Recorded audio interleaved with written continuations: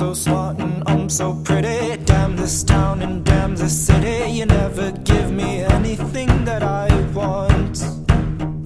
No one seems to really care. They're just wholly unaware of all the blood and sweat I cry before dawn. But you won't understand all the things that I am, 'cause I'm crazy in just too many ways.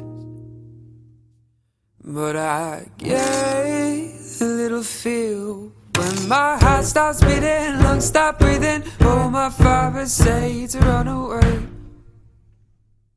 Count my little scars, I've got dozens down inside. I come complete and invincible behind my daddy imbecile.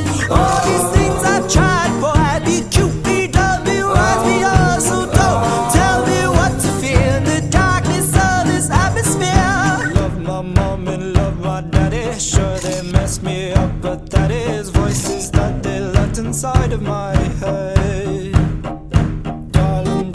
Don't you see, I'm tough, I'm smart, I'm bourgeoisie, and I'll play out this lie till we're all dead. But you won't understand all the things that I am, 'cause I'm crazy in just too many ways. But I get a little feel when my heart starts beating, lungs stop breathing. Oh, my father say to run away. Count my little scars, I've got dozens down inside. I come complete and invincible behind my daddy imbecile. All these things I've tried, boy, be cute, be dumb, be wise, be yours. So don't tell me what to fear in the darkness of this atmosphere.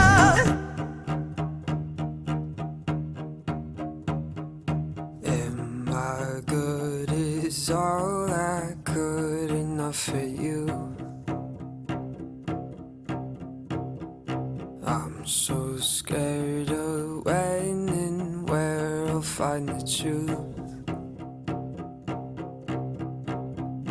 Am I good? Is all I could enough for you? Invincible behind my daddy imbecile. All these things I've tried, will be cute, be wise, be yours. So don't tell me what to fear. The darkness of this atmosphere. Count my little scars, I've got dozens down inside. I'm complete and invincible behind my daddy imbecile. All these things I've tried, will I be cute, be dumb, be wise, be yours. So don't tell me what to fear in the darkness of this atmosphere. Count my little scars, I've got dozens down inside. I'm complete and invincible behind my daddy imbecile. All these things I've tried, will I be cute, be dumb, be wise, be yours. So don't tell me what to fear in the darkness of this atmosphere.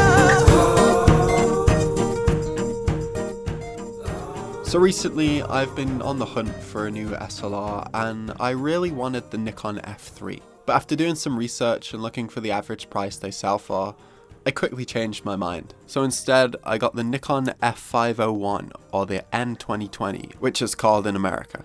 In my personal opinion, it's a better camera than the F3. Oh, it was. Oh. In my opinion, it's a better camera than the F3 and it's also significantly cheaper. So the first important thing about this camera is it has autofocus, which is pretty cool considering it was released in 1986. But unfortunately, I don't actually have the correct lens, so everything I did was just manual focus. So the Nikon takes 4 AA or AAA batteries which go under the base plate of the camera, and weirdly enough, this camera automatically advances the film, but it doesn't automatically rewind it. And to be honest, I missed the advance lever. Without it, my thumb has nowhere to go. So the ISO ranges from 12 all the way up to 3200, which is quite the range, and it also has this neat little exposure compensation dial. The shutter speed ranges from 1 second all the way up to 2,000th of a second, and the camera also includes a plethora of program modes. Although, because I didn't have the correct lens, I kind of stayed away from them mostly. There's a little switch to turn off the autofocus beep, which of course is a nice little feature to have, and above that you can swap between single shot and continuous shooting modes, as well as locking the camera.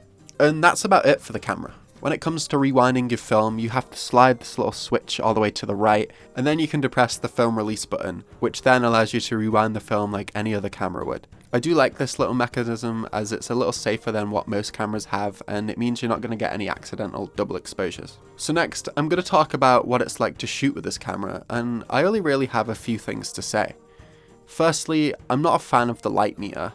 You can tell this camera very much prefers to be shot on automatic modes, and just trying to read it in the spur of the moment when you're trying to take a quick shot just proved hard. It'd really slow me down and just prove annoying.